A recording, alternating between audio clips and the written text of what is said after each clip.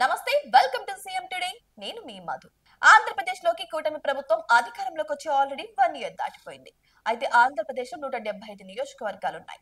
ఈ 175 నియోజకవర్గాలకు గాను వారి వారి ఎమ్మెల్యేల పనితీరు ఎలా ఉంది, నియోజకవర్గం అభివృద్ధి ఏ విధంగా ఉంది అనే విషయాల గురించి ఎన్నో సర్వేలు వెలువడ్డాయి.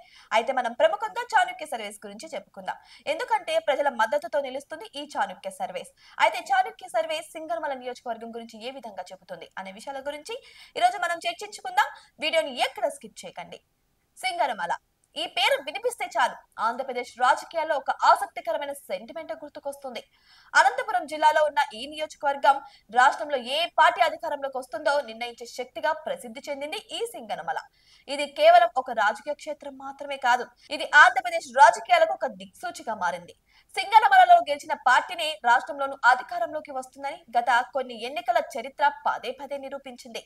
ఈ సెంటిమెంట్ వెనుకున్న ప్రజల నమ్మకాలు, ఈసారి గెలిచిన యువ నాయకురాలు బండారు శ్రావణి కృషి కూడా ఉన్నట్టు తెలుస్తుంది. ఇక ఎన్నికల ప్రక్రియలో జరిగిన ముఖ్యమైన పరిణామాలను విశ్లేషిస్తే ఇక ఎందుకని సింగనమల సెంటిమెంట్ అంత ముఖ్యమైనది కూడా తెలుసుకుందాం.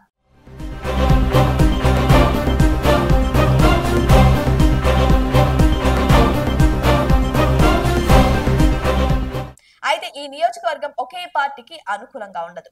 ఇక్కడ ప్రజలు పార్టీలను, నాయకులను వారి పనితీరును బట్టి, వారి పట్ల ఉన్న నమ్మకాన్ని బట్టి నిర్ణయిస్తూ ఉంటారు.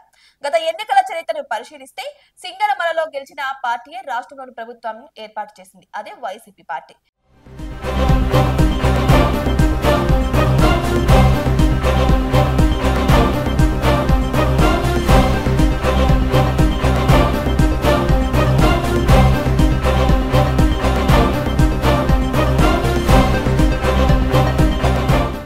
ఇది కేవలం యాదృచ్ఛికమే కాదు, ఇక్కడి ప్రజలు తీసుకునే నిర్ణయాలు రాష్ట్ర వ్యాప్తంగా ఉన్న ప్రజల ఆకాంక్షలకు ఒక ప్రతిబింబంలా కనిపిస్తాయి.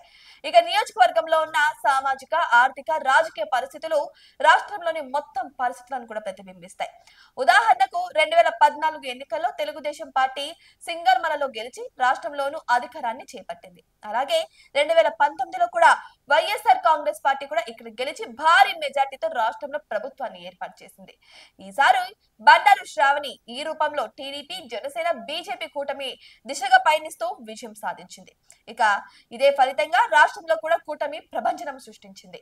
ఈ సెంటిమెంట్ వెనుకున్న ప్రజల తీర్పును మనం చాలా జాగ్రత్తగా పరిశీలించాల్సి ఉంటుంది.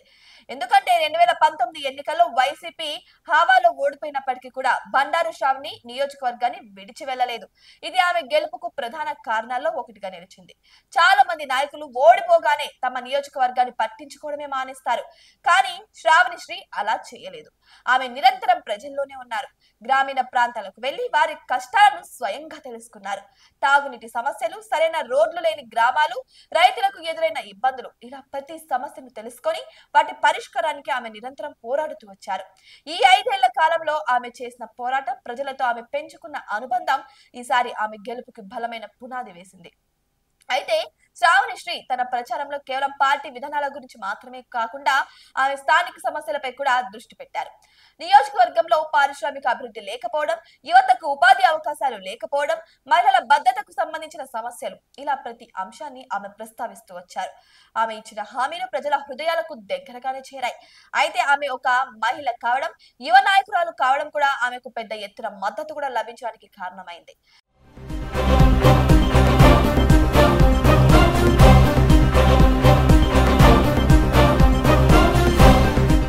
గతంలో మాకు సరైన ఉపాధి అవకాశాలు ఉండేవి కాదు, కానీ శ్రావణి యువతకు ఉద్యోగాలు, నైపుణ్య శిక్షణ గురించి మాట్లాడారు.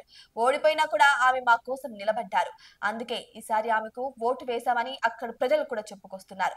ఆమె ఎప్పుడు మా మధ్య ఉంటున్నారని, మా కష్టాలు ఆమెకు తెలుసని, రాజకీయాలు, పార్టీలు పక్కన పెడితే ఆమె వ్యక్తిగతంగా మంచి మనిషి అని కూడా అక్కడి ప్రజలు శ్రావణి గురించి ఎంతో గొప్పగా చెప్పుతున్నారు.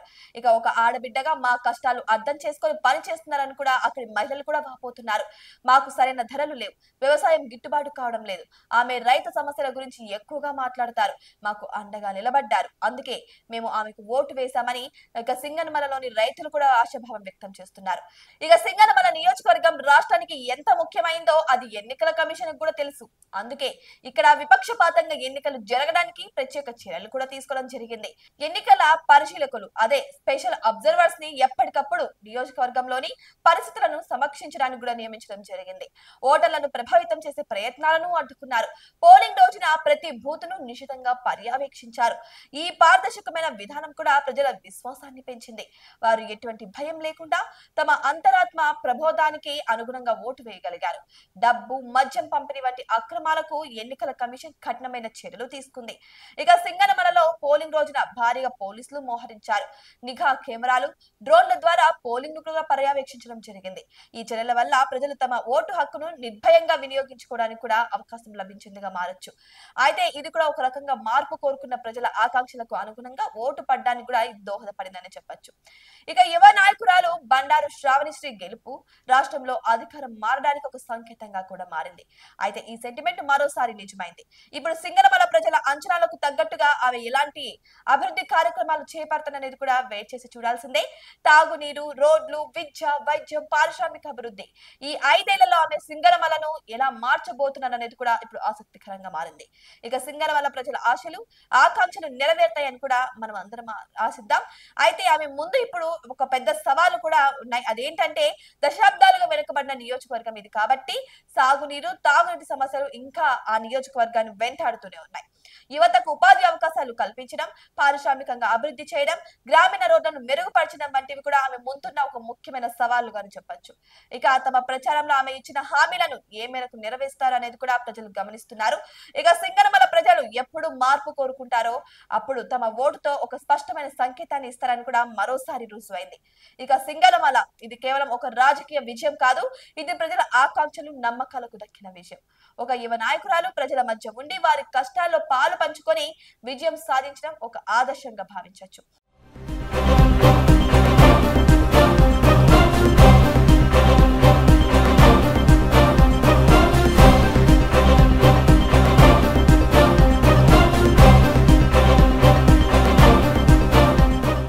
ఆంధ్రప్రదేశ్ రాజకీయాల్లో సింగనమల సెంటిమెంట్ ఎందుకు ఇంత ప్రాముఖ్యతను సంతరించుకుందో ఈ ఎన్నికల ఫలితాలు మరోసారి నిరూపించాయి.